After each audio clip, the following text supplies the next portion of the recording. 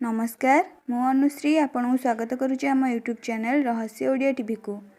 आज आम कथा हेबा केरल रे अवस्थित थिबा स्वामी पद्मनाभ मंदिर विषय रे। तेबे चलंतु आरंभ करिबा आजिर विषय। केरल र थिरुवनंतपुरम ठारे थिबा पद्मनाभ स्वामी मंदिर दुनियार किछि रहस्यमय स्थान मध्यरे गोटिए अटे। एही रहस्य हेउची एक द्वारर जहाकु कि आज जाए केही भी खोली पारि नाही। मान्यता अनुसार यही द्वार को केवल जड़े सिद्ध पुरुष ही खोली पारिबे, किंतु आजिर समय रे एपरि सिद्ध पुरुष एही मर्त्यमंडल रे नाहांती। एपरि मध्य मान्यता रही जे यही द्वार भगवान को रहिबा स्थान पर्यंत जाइछि। तेबे कौन रही द्वार रहस्य, कौन वास्तव रे यह पछरे भगवान को पर्यंत पहुँचबार रास्ता रही।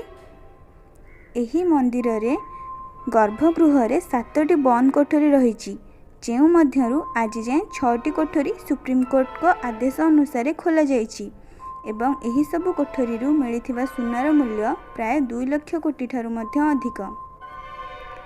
एही सबु मध्यरे चेन, हीरा, पन्ना, रूबी, मूल्यवान पत्थर, सुवर्ण मूर्ति आदि बहुमूल्य पदार्थ सबु रहिछि, जहार वास्तविक मूल्यांकन कष्टकर अटे। मंदिर रे पद्मनाभ स्वामी मूर्तिर स्थापना किए एवं केबे करिथिले एहार कौनसी सूचना नहीं। तेबे ऐतिहासिकों मत अनुसार यही मंदिर 5000 वर्ष पूर्वे कलिजुगर प्रथम दिन स्थापन करा जायथिला। भगवान विष्णु को समर्पित ही मंदिर को केवल हिंदू धर्म रे आस्था प्रकट रखुथिबा व्यक्ति माने ही जाय परिबे एवं प्रवेश करिबा पई एक स्वतंत्र वस्त्र धारण करिबा जरूरी अटे। एहा दुनियार सबुठारु धनी मंदिर अटे, जेउ मध्यरे बहुमूल्यवान हीरा एवं मोतीमाणिक आदि खचित होई रहिछि। अन्य किछि किंवदंती अनुसार 6ठ शताब्दी रे त्रावणकोर महाराजा एही मंदिरर निर्माण कराइथिले एवं निजर बहुमूल्य संपत्ति सबु मंदिरर गर्भगृह एवं मोटा कांथ पछरे लुचाई देइथिले।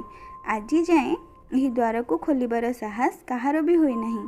एही सबु संपत्ति बहुदिन रहिथिबारु एहाकु अभिशप्त बोली कहा जाए। मंदिर रे 6टी गुप्त कोठरी रहिछि। सप्तम कोठरी को अभिशप्त बोली मना जाए। कथा अनुसार कौनसी एक समय रे किछि लोक संपत्ति लोभरे एही कोठरी को खोलिबाकु चेष्टा करिथिले, किंतु कोठरी मध्यरे विषाक्त साप बाहरिबाकु लागिले एवं समस्त लोक मृत्युवरण कले। प्रचलित कथा अनुसार सही सप्तम कोठरीटी किछि मंत्र उच्चारण करी खोला जाय परिबो। जदि केही अत्यंत निष्ठावान साधु सही द्वार सम्मुख रे गरुड़ मंत्र सठिक भावे उच्चारण करिवे, तेबे सही द्वार क्षणक मध्यरे खोली जिवो। जदि आधुनिक उपकरण व्यवहार करी सही द्वार खोलिबाकु चेष्टा करा जाय, तेबे समग्र विश्व रे प्रलय आसीबो। सप्तम कोठरी रु पानीर शब्द एवं साप मानकर गर्जन मध्य सुना जाए। विश्वास करा जाए जे बहुथिबा पानी मध्यरे अत्यंत विषाक्त सर्प अछंती, किंबा एहा नागलोकर द्वारा मध्य होई पारे। 2011 मसीहारे कोर्टर आदेश अनुसार एवं मंदिरर सम्मति सह एही कोठरी को खोलिबा पई एक 7 जणिया टीम गठन करा जायथिला। कागजपत्र काम को सहज करिबा पई एही कोठरी गुडी को A, B, C, D आदि नामित करागला। सप्तम कोठरी रे 3टी द्वार थिला। प्रथमटी लुहा, द्वितीयटी काठ एवं तृतीयटी लुहार थिला।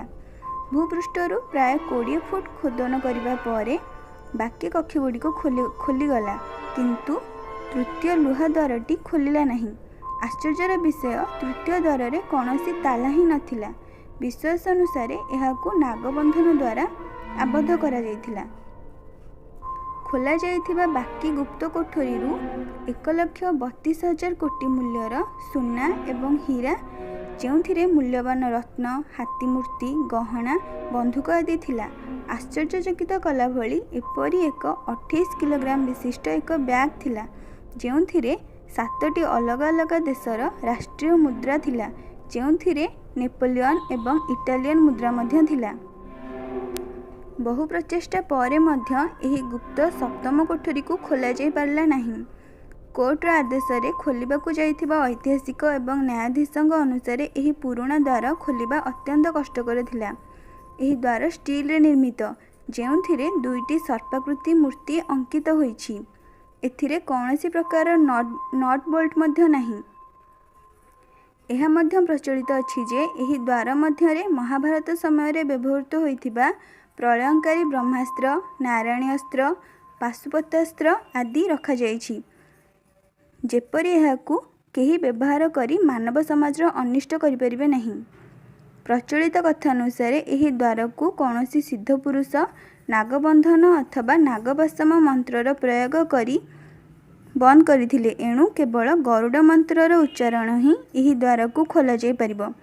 ବଳ ପ୍ରୟୋଗ କଲେ ବିନାଶ ହେବ ଏବଂ ନାଗଲୋକର ସର୍ପମାନେ ବିନାଶ କରିବେ।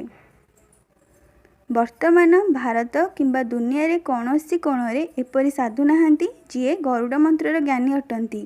ଅନେକ ବୈଦିକ ସାଧନା କରୁଥିବା ସାଧୁ ମଧ୍ୟ ଏହା ଖୋଲିବାକୁ ଚେଷ୍ଟା କରି ବିଫଳ ହୋଇଛନ୍ତି। ଏହି କୋଠରୀ ସମସ୍ତଙ୍କ ପାଇଁ ଏକ ରହସ୍ୟ ହୋଇ ରହିଛି। ଏହି କୋଠରୀ ମଧ୍ୟରେ କ'ଣ ରହିଛି ତାହା ଅତ୍ୟନ୍ତ ରହସ୍ୟମୟ। ତେବେ ଆଜି ପାଇଁ ଏତିକି।